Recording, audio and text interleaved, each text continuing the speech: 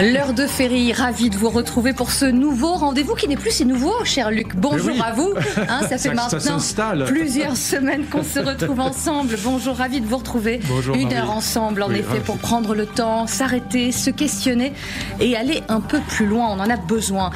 Cher Luc, on a célébré cette semaine la journée mondiale de l'enfance. Oui, c'est peut-être passé au travers des radars dans un contexte de menace, selon les experts, d'une bombe démographique. Voilà les mots qui sont prononcés par certains de ces experts. En cause, la baisse de la natalité, avec une donnée pour bien se rendre compte de la situation. Dès aujourd'hui, dans les 2/3 de la planète, le renouvellement des générations n'est plus assuré. Alors comment expliquer cette situation ? Comment relancer la natalité ? Pourquoi c'est si grave, Luc ? Et pourquoi voulez-vous parler de cela aujourd'hui ? C'est très impressionnant parce qu'on a tous dit on va vers 13 milliards d'individus. Vous savez qu'on est 8 milliards aujourd'hui. On a tous, surtout les écologistes évidemment, défendu que l'idée que le plus grave, le paramètre le plus nuisible, c'était le paramètre démographique. Vous vous souvenez peut-être que, enfin, vous n'étiez pas né encore, mais en 68, il y avait un livre qui avait eu un succès, mais incroyable, le livre de Paul Ehrlich qui s'appelait La bombe P, donc un professeur américain. Il a été invité 72 fois dans l'année par les télévisions. Il en a vendu des millions. 72 fois, tant le propos. Pour son livre. Et le type était complètement siphonné, mais vraiment un cinglé de chez cinglé. Il était tellement convaincu que la surpopulation allait tuer l'humanité entière et dévaster la planète qu'il proposait de stériliser les femmes sans leur demander leur avis. Il proposait qu'on mette des stérilisateurs, donc en gros de la pilule, dans les réservoirs d'eau des villes sans prévenir les femmes. Il a pratiqué sur lui-même la vasectomie, donc il voulait le faire aussi, il voulait que les hommes en fassent autant. Il avait déclaré ça, écoutez bien, si j'étais joueur, dit-il, je pense qu'en 2020, l'Angleterre n'existera plus. Donc il racontait n'importe quoi. Des propos terribles, et on est dans les années 70 à peu près. On est en 68, 70, voilà. Le rapport Meadows reprend les thèses d'Ehrlich, le fameux rapport Meadows de 74, reprend sur les limites de la croissance, et tous les écologistes vont raconter ça. On citait la dernière fois les textes de Cousteau, l'entretien de Cousteau dans le courrier de l'UNESCO, chez mes amis les Mahmoud Hussein, où Cousteau dit, c'est très triste à dire, mais il faudrait supprimer 300 000 êtres humains par jour pour réussir à protéger la planète. Lui aussi, il avait des propos délirants. Voilà. Et c'était repris à peu près partout par les écologistes radicaux, alors qu'en vérité, c'est exactement l'inverse que nous sommes en train de vivre. Voilà, et c'est très étonnant. Alors, ça a été démontré dans un livre de deux chercheurs américains, canadiens plutôt. Le livre s'appelle Planète vide, on en parlait la dernière fois, mais c'est aussi ce que reprend un des démographes les plus connus aujourd'hui, Eberstadt, il s'appelle. Vous avez là toutes sortes d'entretiens dans la presse française ces dernières semaines. Et donc, on va non pas du tout vers 13 milliards d'individus, mais vers 7 milliards, et assez vite. Voilà. Une forme de dépopulation, voilà, dénatalité, avec des chiffres sur lesquels on s'appuie en France, mais c'est un mouvement que finalement tous les pays européens connaissent. Absolument. Et on étendra notre conversation aussi à ce qui se passe aux États-Unis. Mais des chiffres qui sont extrêmement parlants. Ils sont incroyablement parlants. La France pendant longtemps a été au-dessus de 2 enfants par femme. Elle est à 1,6 cette année et 20% de moins de naissances en France par rapport à 2010. Et on rejoint la moyenne européenne qui est à 1,5 enfants par femme, ce qui est très peu parce que c'est pas au niveau. 678 000 bébés sont nés en France dans l'année 2023. Exactement. 7% de moins qu'en 2022. Et vous parliez des chiffres de 2010, on est à près de 20% de moins. Donc c'est un phénomène en effet. Exactement. Prégnant, qui a une assise et qui a une réalité. Alors ça touche pratiquement pas tous les pays du monde, ça touche pas l'Afrique, ça touche pas le monde arabo-musulman, au contraire la natalité continue à progresser, mais ça touche tous les pays d'Europe. La moyenne européenne est à 1,5 enfants par femme, et évidemment c'est exactement l'inverse de ce qu'on pensait tous, enfin moi je vais pas citer les uns et les autres, mais partout je lisais encore cette année qu'on va vers 13 milliards alors qu'on va vers 7 milliards. Pourquoi ? Il y a 3 raisons qui sont très importantes, il y en a une 4e qui est peut-être plus important encore. Mais c'est la féminisation du monde. Quand les femmes sont libres et qu'elles accèdent à la contraception, elles ne veulent pas 7 enfants, elles en veulent 2. Et elles décident. Voilà. Il y a Elle décide. Elle décide, bien sûr. Donc, dans les pays de liberté, dans les pays, je dirais même pas féministes, mais où les femmes sont libres, on n'est plus à 7 enfants par femme. On est à 2 enfants en moyenne. En l'occurrence, en Europe, on est à 1,5. Vous voyez, c'est très peu. Et la deuxième raison, c'est l'État-providence qui prend en charge, si vous voulez, l'État-providence s'occupe des vieux. On dit les seniors, c'est plus joli que les vieux, mais enfin ça revient au même. Les EHPAD, voilà. Avant, c'était les enfants qui s'occupaient. Donc on fabriquait des enfants pour qu'ils s'occupent des vieux. Et puis la troisième raison, c'est aussi, alors elle est très importante, c'est le déclin des religions. Les religions étaient en particulier la religion catholique était contre la contraception. La contraception, c'était un péché mortel. Et donc aujourd'hui, tout le monde se fiche de cette recommandation de l'Église et toutes les femmes libres pratiquent la contraception, même si elles sont catholiques. Là, on est passé à côté. Et puis il y a une quatrième raison qui est la plus importante à mes yeux, c'est les effets du mariage d'amour. Le mariage d'amour a entraîné un amour exponentiel des enfants. On adore absolument nos enfants, c'est la sacralisation de l'enfant. Moi, je suis gâteux avec mes enfants, moi-même, je fais Vous nous en parlez toutes les semaines. Oui, j'en parle toutes les semaines parce que je suis totalement gâteux. Et donc, il y a cette idée que d'abord, ça coûte cher, les enfants, ils font des études jusqu'à 25 ans aujourd'hui, enfin en moyenne, quand ils font des études en tout cas. Et puis, il y a cette idée que pour bien s'occuper d'eux, il faut qu'il n'y en ait pas trop parce que ça coûte cher et puis ça prend du temps. Et donc, pour bien s'occuper d'un enfant qu'on aime, ça prend beaucoup de temps, ça coûte de l'argent, et donc on n'en veut pas 6 ou 7, on en veut 2 ou 3 maximum, mais généralement pas plus. 1,5 encore une fois dans la moyenne européenne. Donc ça, pourquoi c'est grave ? C'est ça le sujet. Après tout, pour les écologistes, c'est la super nouvelle. Exactement. Pourquoi c'est si grave ? Est-ce que les autorités en font assez ? Juste un chiffre, Luc, aussi, avant d'aborder aussi ces questions et ces conséquences. Selon les chiffres de l'INSEE, publiés il y a une dizaine de jours, plus de 33% des naissances aujourd'hui en France en 2023 étaient issues d'au moins un parent étranger. Oui, c'est ça, oui. Voilà. Promue par l'Union européenne, la relance de la fécondité par l'immigration, disent certains démographes, n'enrayera en rien le déclin démographique. Mais ça aussi, c'est une réalité chiffrée qu'il faut absolument prendre en compte également. Si j'étais Éric Zemmour, je vous dirais que les enfants de Clovis ne font pas assez d'enfants et que les enfants étrangers, alors, étrangers, ça veut dire beaucoup de choses, mais en font beaucoup trop, que le grand remplacement est en marche, voilà. Et mais donc, vous n'êtes pas Éric Zemmour ? Non, je ne suis pas Éric Zemmour, mais il y a quelque chose de vrai quand on regarde les chiffres de la natalité. Quand 2 parents sont étrangers, la natalité est beaucoup plus forte que quand ce sont 2... je ne sais pas comment il faut dire maintenant, mais 2 Français de souche, c'est mal vu, enfants de Clovis, c'est pour plaisanter, mais quand ce sont 2 Français de plusieurs générations, voilà, on va dire comme ça. Voilà, et donc c'est vrai que l'idée de grand remplacement, alors, qu'est-ce qu'il y a de délirant dans l'idée de grand remplacement, pour préciser les choses et pas tourner autour du pot ? C'est que pour les théoriciens du grand remplacement, c'est quelque chose, ils sont complotistes, c'est-à-dire qu'ils pensent que c'est quelque chose qui est organisé pour remplacer, en gros, les Français de souche par des Arabes et des Noirs. En gros, c'est ça qu'ils disent. Un dessin, voilà. Effectivement. Voilà, un dessin, voilà. Or, c'est évidemment pas un dessin, c'est pas un projet, mais c'est néanmoins une réalité démographique, c'est incontestable. Je veux dire, les chiffres, vous les avez cités, ils sont là. Ils sont là, ils proviennent de l'INSEE, ils sont pas contestables. Voilà. Reconnus. Donc la natalité dans les couples de parents étrangers, même quand il y a qu'un seul parent, mais quand il y en a 2, c'est encore plus frappant. La natalité est beaucoup beaucoup plus forte que quand il s'agit de 2 parents français de plusieurs générations. Voilà, c'est la réalité, mais c'est pas un projet, c'est pas un grand remplacement médité, projeté, mais c'est une réalité, de ce que sont aujourd'hui nos sociétés et ce qu'est la France. Ça pose évidemment un certain nombre de problèmes. Pourquoi c'est pas une bonne chose ? Sur le plan économique, c'est pas une bonne chose parce que dans l'économie d'un pays, le premier facteur au sens keynésien, la politique de la demande, c'est la demande intérieure, évidemment.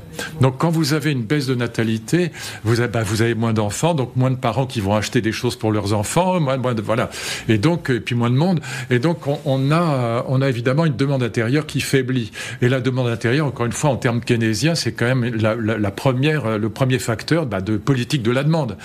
Vous avez ensuite, sur un plan militaire et sur un plan, je dirais, civilisationnel, une civilisation qui fait plus d'enfants, c'est une civilisation qui est faible. Qui se meurt à la fin. Voilà. Les civilisations sont mortelles, comme disait Valérie. Voilà. Et donc, tous les décadentistes en France vous diront, regardez, la preuve, ça, c'est le déclin. C'est le premier facteur de déclin. Et puis vous avez un troisième. Alors, est-ce que c'est un problème ou pas ? Si mon ami Danny Cohn-Bendit était là, il dirait c'est pas un problème, c'est une bonne nouvelle. Mais ce qu'on appelle les métiers en tension. Le premier d'entre eux, c'est la restauration et l'hôtellerie. 200 000 postes qui sont ouverts et qui ne sont pas pris. Ils disent, on va aller chercher des étrangers, évidemment. Et des étrangers, si c'est légal, mais si c'est pas légal, on fait quand même. Voilà. Ces métiers en tension au cœur, effectivement, notamment du dernier projet de loi autour de l'immigration. Là, on délire pas, là, on dit la réalité. Et donc, évidemment, la dénatalité conduit à des politiques immigrationnistes. Et puis, vous avez un argument que donne Elisabeth Badinter, elle dit, mais voyez, ça va être un argument de la droite, disons la droite catholique, contre l'avortement. Voyez, parce que ça, c'est aussi un thème qui revient notamment aux États-Unis. C'est un thème qui revient. Absolument. Il faut fabriquer des enfants. Elisabeth Badinter, si je puis me permettre, c'est marrant que vous la citiez, on la cite régulièrement dans cette émission. Elle dit aussi un peu autre chose. Elle dit, messieurs, encore un effort. C'est le titre de son livre, d'ailleurs. C'est le titre de son livre, absolument, aux éditions Flammarion. Elle dit, certes, on invoque les incertitudes économiques, la peur du futur ou la naissance plus tardive du premier enfant, mais on feint d'ignorer l'évolution profonde des mentalités. Voilà ce qu'elle dit, de nos valeurs et de nos priorités, et en particulier du poids de la maternité contemporaine, qui pèse principalement sur les femmes. Contrairement à de nombre de psychologues, sociologues et démographes, les économistes et les politiques ne s'y attardent pas. Ça aussi, c'est à prendre en compte. J'aimerais qu'on écoute, parce que les autorités aussi l'ont pris en compte, cette réalité, cette dénatalité. Votre président adoré, Emmanuel Macron, qui, en début d'année, a fait de grandes annonces sur un plan démographique pour plus de natalité. On l'écoute et on en parle, parce que la question que se suscite ensuite cette déclaration. Parce que l'infertilité progresse. Et je parle là d'une forme de tabou du siècle. Mais les mœurs se changent, on fait des enfants de plus en plus tard, l'infertilité masculine comme féminine a beaucoup progressé ces dernières années et fait souffrir beaucoup de couples. Un grand plan de lutte contre ce fléau sera engagé pour permettre justement ce réarmement démographique. Le réarmement démographique. Ça a fait bondir notamment certaines féministes, cette injonction finalement à faire des enfants. Qu'est-ce que vous évoque la prise de parole du président d'abord sur le sujet? Le fait que des couples ne soient pas fertiles, c'est pas du tout ça la cause de la dénatalité, c'est qu'on veut pas d'enfants, on en veut 2. Peut-être 3, mais pas plus. Donc ça n'a rien à voir avec l'infertilité. Donc ça peut être une des causes quand même. Non, c'est pas une des causes, parce que l'infertilité, vous pouvez adopter, vous pouvez pratiquer toutes sortes de PMA, il y en a plusieurs sortes. Donc c'est pas ça le problème, l'infertilité. En plus, ça se soigne, c'est pas du tout le problème.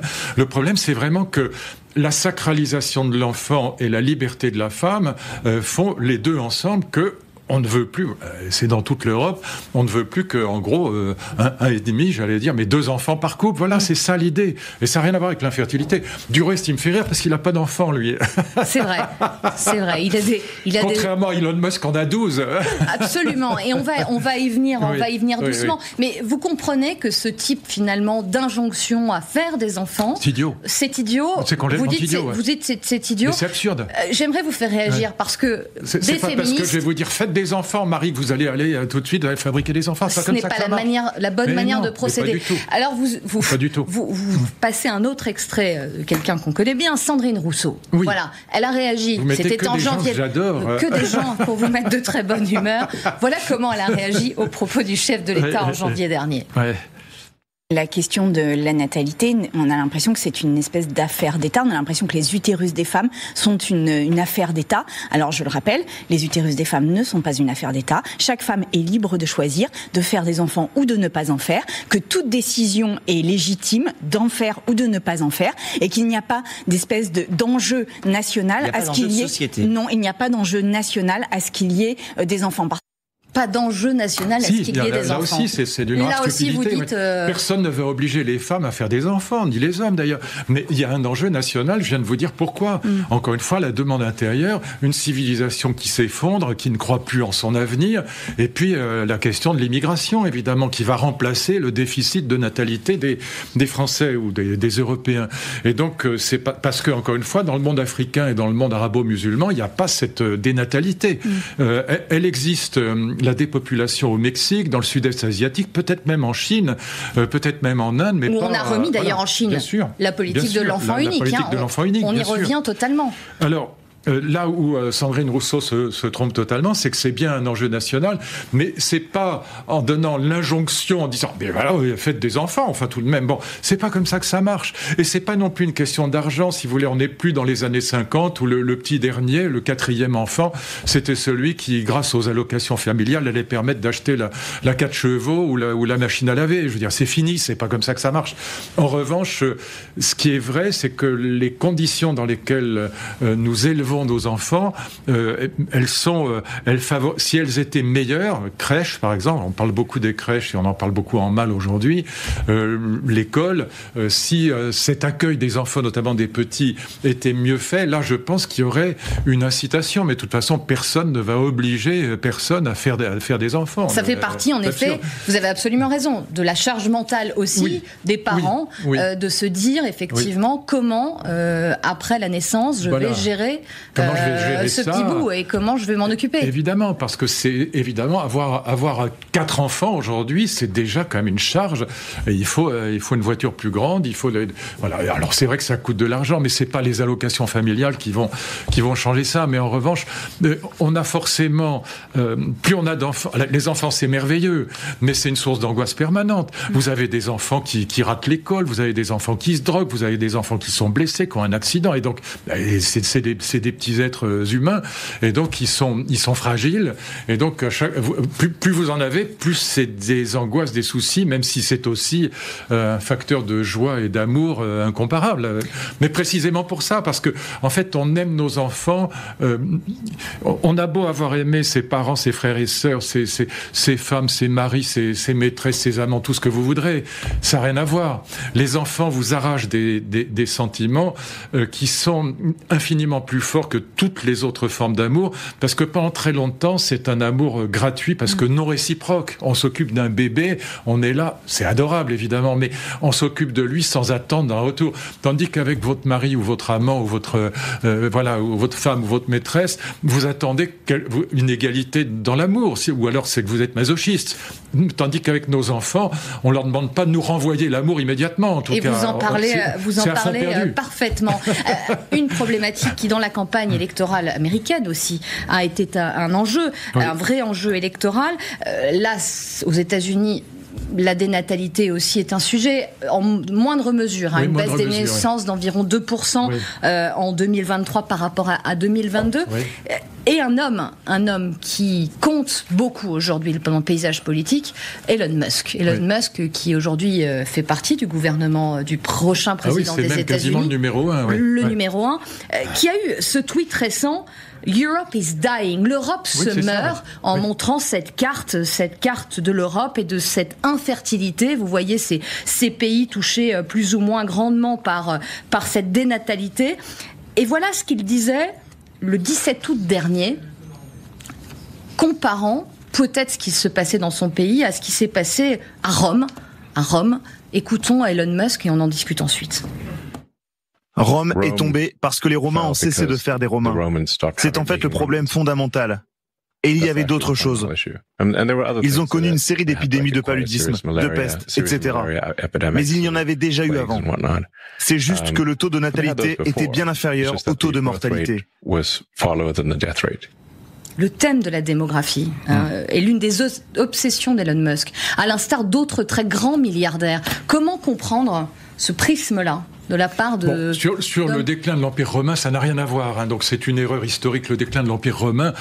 En fait, c'est qui trop embrasse mal étreint. C'est-à-dire que l'Empire romain s'est trop étendu, il a trop colonisé, et du coup, il n'arrivait plus à gérer cet immense impérialisme qui le caractérisait. Ça a très bien été expliqué, par exemple, par Marc Ferraud et par les historiens de l'Empire romain. Mais néanmoins, Elon Musk a raison sur un point, c'est que la dénatalité, le fait qu'on ne fasse plus d'enfants, et qu'il n'y ait pas le renouvellement renouvellement des générations. Alors ça va poser aussi des problèmes sur la question des retraites, évidemment. C'est majeur sur un système de retraite par répartition, mais j'englobe ça sous la rubrique économie au sens large. Mais c'est vrai que ça veut dire une population qui ne croit plus à l'avenir. C'est surtout ça, qui ne s'investit plus dans l'avenir parce qu'elle est devenue écolo et qu'elle se dit « Ah mais c'est horrible, il faut pas faire d'enfants parce qu'ils vont être dans un monde abominable, etc. » Vous avez tout un discours écologiste qui est un discours antinataliste. Et donc, là, j'ai cité Cousteau tout à l'heure, mais ça a duré jusqu'à aujourd'hui. William Aiken, par exemple, des gens comme ça, écologistes très connus dans le nord de l'Europe, qui disaient aussi il faut que l'humanité supprime 300 000 de ses membres chaque jour. Voilà, donc des gens qui étaient complètement siphonnés et qui voulaient absolument, et qui disaient que fabriquer des enfants, à la limite, c'était un crime contre l'humanité. Voyez. Mais ils disaient ça sérieusement. Voilà. Et donc, l'Europe s'écroule aussi. C'est vrai qu'elle est en plein déclin de ce point de vue-là, mais faute d'innovation. Les États-Unis restent, Elon Musk en est le témoin, et il en est l'acteur, reste un pays incroyablement innovant. On fait une courte pause, Luc, et on continue d'en discuter. On s'intéressera aussi à cette grande défiance. Défiance ou haine vis-à-vis de la classe politique. Le divorce semble plus que consommé. À tout de suite. Retour dans l'heure de Ferry avec vous, cher Luc. Abordons un sujet, on va pas forcément avoir vraiment le moral, mais outre un pessimisme et une défiance généralisée, les Français ont très clairement aujourd'hui le sentiment que le système politique et social français est injuste, voire asymétrique. Ce sondage, 68% des Français aujourd'hui estiment que la démocratie ne fonctionne pas bien, selon un baromètre annuel du Cevipof. Et puis, on va en parler et s'attarder dessus, sur cette cote de popularité du président de la République qui ne cesse finalement de s'effondrer et s'éroder au fil des semaines et des mois. 23% des Français portent un jugement favorable sur son action. Alors ne mélangeons pas tout, mais vous avez écrit de la défiance à la haine. Oui, on en est là. On en est là. Je pense qu'il y avait on parlait beaucoup il y a 10 ans de la société de défiance généralisée. Il y avait une défiance à l'égard des élites. Mais je pense que depuis, ça s'est transformé en haine dans certains cas, pas toujours. Mais, ou si vous voulez, pour dire les choses autrement, il y avait un poujadisme dans les années 50 qui disait tous pourris, ils piquent dans la caisse. C'est pas ça. C'est plutôt aujourd'hui une autre forme de poujadisme. C'est pas qu'ils soient plus malhonnêtes que le reste de la population, mais c'est qu'ils ne servent à rien. C'est l'idée d'impuissance publique qui fait qu'on voit les politiques souvent comme des parasites. Et puis vous avez quelque chose qui se rajoute à ça, c'est que vous avez des leaders politiques, par exemple comme Trump aux États-Unis, qui est absolument détesté. Il y a on a essayé de le tuer, de l'assassiner. Bon, au moins 4 fois. 4 fois. Vous avez des gens qui suscitent la haine et d'autres, qui suscitent la critique, mais pour prendre un exemple, et je veux pas être désagréable, c'est pas le problème, j'essaie d'analyser les choses, mais il faut bien dire de temps en temps aussi ce qu'on voit. On n'est pas obligé de fermer tout le temps les yeux. Bon, moi, j'ai fait le tour du monde avec Chirac. Je n'ai jamais vu personne détester Chirac. Non, il a été critiqué notamment par Sarkozy, par la droite, comme étant un roi fainéant qui faisait pas le boulot, mais personne ne le haïssait. Voilà. Il était caricaturé. On aimait se moquer. Voilà. Ce mais président... quand il me parlait de croquer des pommes ou je sais pas quoi, ou qu'il faisait des blagues, alors les blagues de Chirac étaient parfois d'ailleurs très drôles, mais les gens ne le détestaient pas. Même chose avec Hollande. J'ai beaucoup de gens, j'ai entendu dire, mais il est vraiment, il est pas au niveau. Puis enfin, être à l'arrière d'un scooter avec un chauffeur, c'est quand même ridicule. Bon, voilà. Mais c'était pas de la haine. Tandis que Giscard avait déjà suscité des moments de haine. Sarkozy aussi, je le regrette, et Macron encore plus. Il y a vraiment toute une partie de la population qui le déteste. Si vous voulez, on jugeait peut-être Hollande insuffisant, mais pas suffisant, tandis que là, il y a cette idée qu'il est arrogant, qu'il est prétentieux, qu'il est suffisant, et ça suscite la haine. Voilà, et ça, c'est très grave, parce que c'est relayé par un système politique aujourd'hui dans lequel on ne travaille plus entre homme de bonne volonté. Quand je dis homme, c'est avec un grand H, c'est homme ou femme.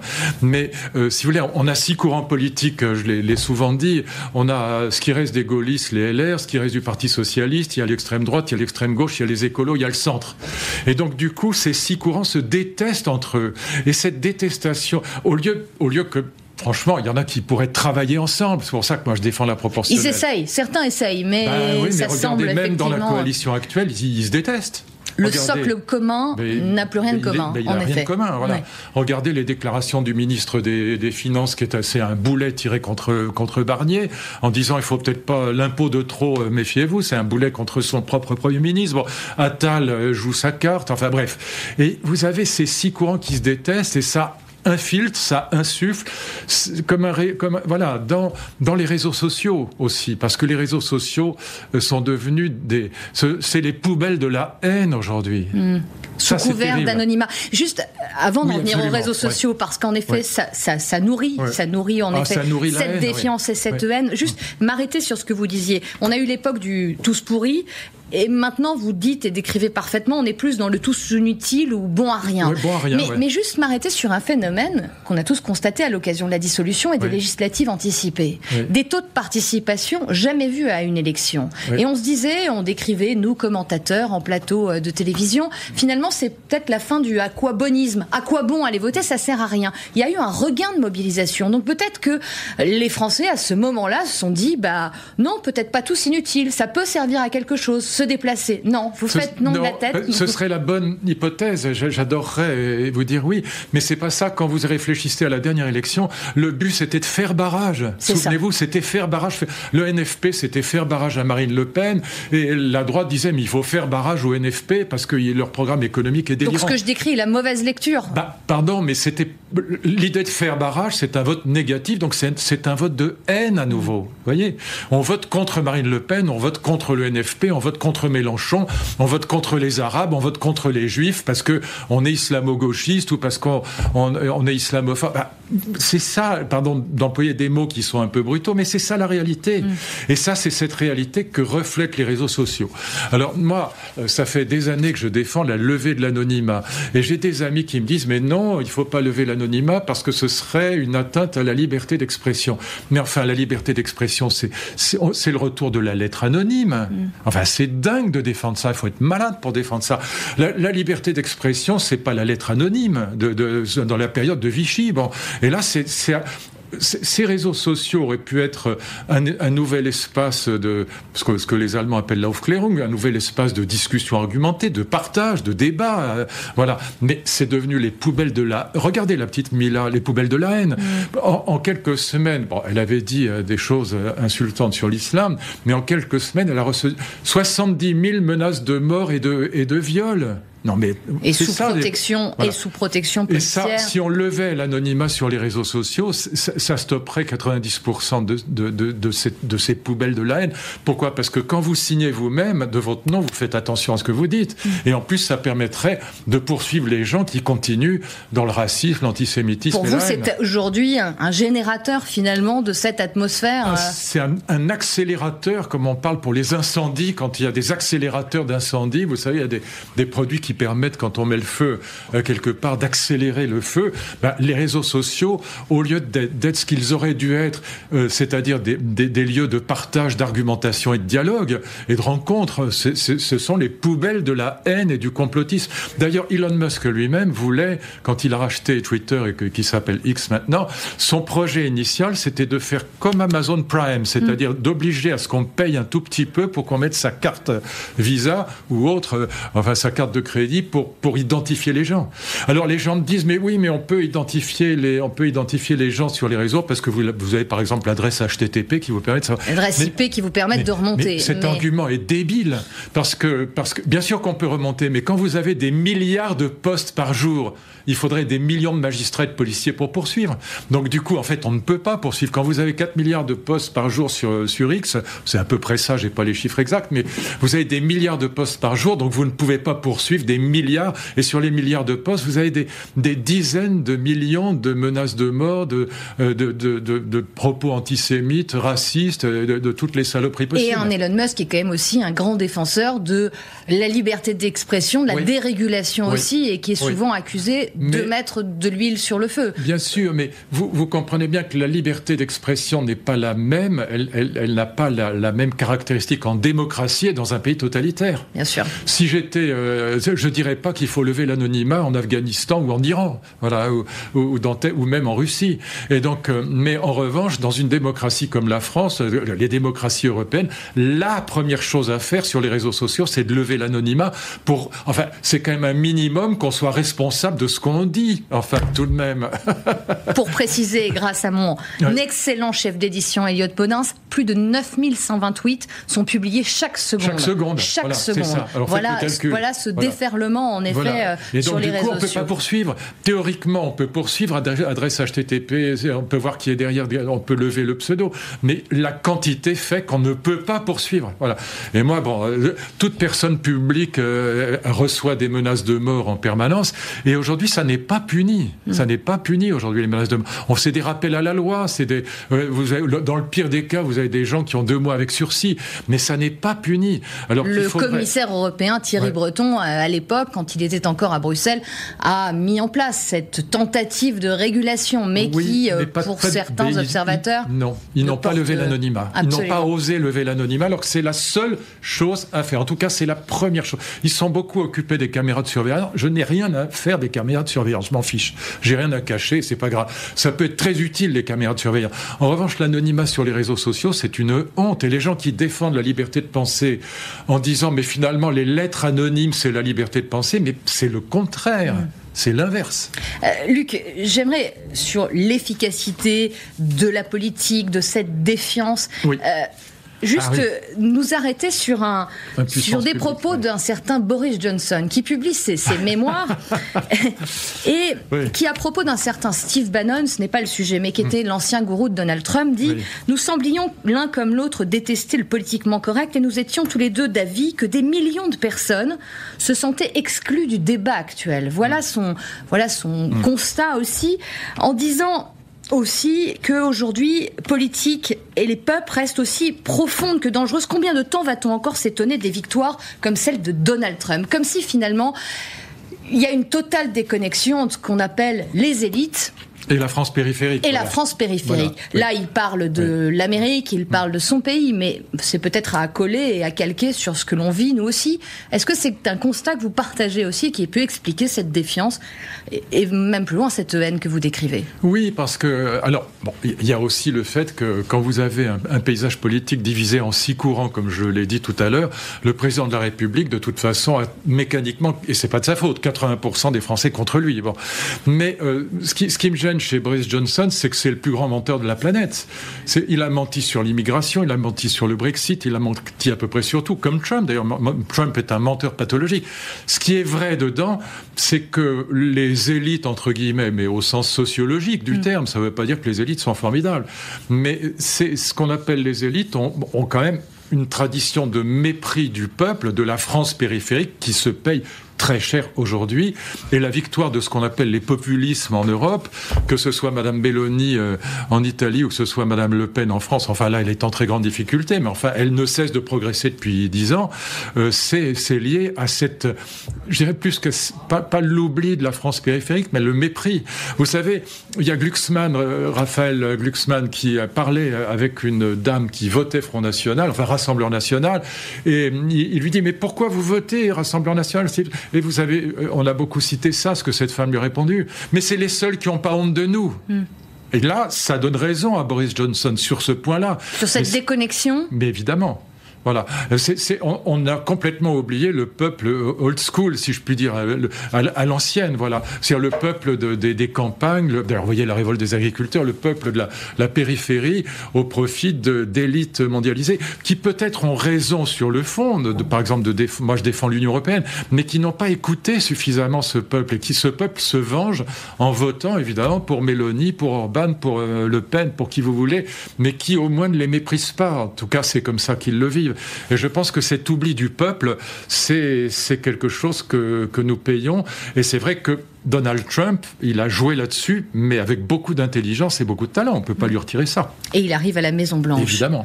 Une défiance envers les élus, peut-être pas toutes catégories confondues. Il y a peut-être encore un élu, une référence qui reste le maire, en qui on a confiance. Mais les maires n'ont pas forcément le moral. J'aimerais juste qu'on écoute le Premier ministre, Michel Barnier. Il s'est exprimé cette semaine devant le Congrès des maires de France. On l'écoute, on en parle ensuite. D'accord. Vous donnez dans vos conseils municipaux ou dans les intercommunalités une belle image de travail en commun, de respect des opinions, d'écoute, de tolérance. Voilà. Et quelquefois, je me prends à rêver qu'on puisse retrouver ce genre d'ambiance, par exemple à l'Assemblée nationale. Vous disiez en l'écoutant, et il a raison, il se prend à rêver notre ambiance. Les élus, les élus locaux sont respectés, en particulier les maires, et ils travaillent dans leur mairie. Les clivages que j'ai évoqués tout à l'heure entre les 6 partis, ils s'en fichent. La droite travaille avec la gauche, le Rassemblement national peut travailler avec un social-démocrate sans s'insulter obligatoirement, même s'ils sont en désaccord. Et c'est ça qui manque au niveau national, et qui suscite la haine, qui diffuse la haine, ce manque d'alliance mais hommes avec un grand H, des hommes de bonne volonté, pour reprendre le titre d'un livre célèbre.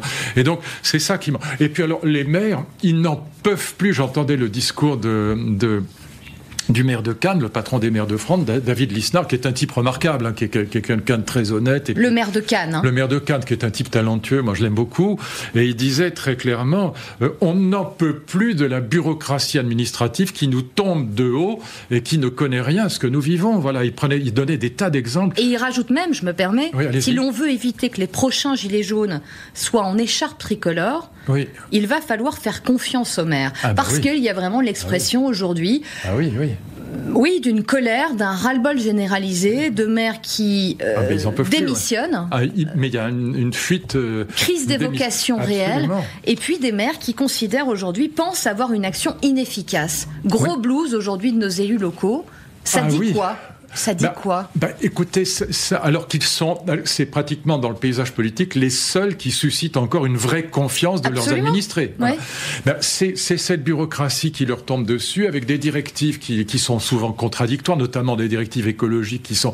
David Lisnard donnait l'exemple tout à l'heure, j'entendais en direct, il disait, voilà, on voulait faire un champ de panneaux photovoltaïques, ça nous a été interdit, parce que, je sais pas, à cause du zéro artificialisation nette, ça nous a été interdit. En même temps, la semaine même, on reçoit une directive de l'État, du ministère de l'Écologie, nous disant il faut développer les renouvelables. Ils disent, mais voilà, c'est contradictoire, on n'y arrive pas, laissez-nous choisir. Et donc, c'est un sacerdoce d'être maître, parce que c'est très mal, c'est quasiment pas payé, c'est pas pour l'argent qu'on fait ça, c'est extrêmement prenant, c'est un temps plein, même dans une petite ville, même dans un village, c'est très prenant. Et c'est pas gratifiant, parce qu'il leur tombe des fléaux administratifs dont ils ne savent. Il y a un livre très bien du maire de Saint-Raphaël, Frédéric Masquelier, qui est un homme aussi, c'est un proche d'ailleurs de Lisnard, qui est un type très bien aussi. Son livre est très intéressant parce qu'il raconte vraiment dans le détail tout ce qui leur tombe dessus de haut de la part de bureaucrates qui ne connaissent rien à rien. Et les bureaucrates, c'est les ministres, Parce que l'administration, elle fait ce que les ministres disent. Moi, je ne critique pas les fonctionnaires de l'administration, parce que les fonctionnaires de l'administration, ils font très exactement ce que les ministres leur disent de faire. Que l'État pas de anti-administration, c'est pas le sujet. Mais on ne peut pas faire sans les lits. Quand on voit ces chiffres, 2400 maires qui ont démissionné depuis 2020. Incroyable, Incroyable. On ne peut pas faire sans eux. On ne peut pas faire sans eux. Ah ben non, ils sont... Alors, ce qu'ils disent, c'est d'ailleurs ce que disait David Lisnard, là, tout à l'heure, ils sont pris entre le marteau et l'enclume, c'est-à-dire leurs administrés qui comprennent pas ce qu'ils sont obligés de faire parce que le marteau vient de tomber, et le marteau il vient du gouvernement en fait, et après relayé par l'administration. Mais je tiens à ça, il faut pas accuser l'administration, c'est trop, les libéraux, les chefs d'entreprise, c'est trop facile, c'est trop facile parce que l'administration elle ne fait jamais que ce que le ministre dit de faire. Voilà. Moi j'ai eu 14 directions quand j'étais ministre, mais si on n'est pas content de ces directions, de ces directeurs d'administration, on les change. C'est des postes, ils sont pas les pieds dans la neige, c'est des fonctionnaires sur ordre, donc ils perdent pas leur job, donc on peut les changer. Et il faut que le ministre il ait le courage ou l'énergie quand les directeurs d'administration lui conviennent pas de les changer, parce que c'est pas l'administration qui est responsable, c'est le politique qui est responsable. On arrive Dernière minute de cet entretien, de cette conversation, l'image de la semaine ensemble, le désespoir des agriculteurs. Regardez ici à Auch dans le Gers, des membres des jeunes agriculteurs affichent toujours ces panneaux indiquant ces noms de villes sur les portes de la préfecture du Gers. Grosse colère du monde agricole. Pour le moment, mouvement uni. Mouvement uni, mais qui pourrait déborder, qui inquiète aussi les autorités.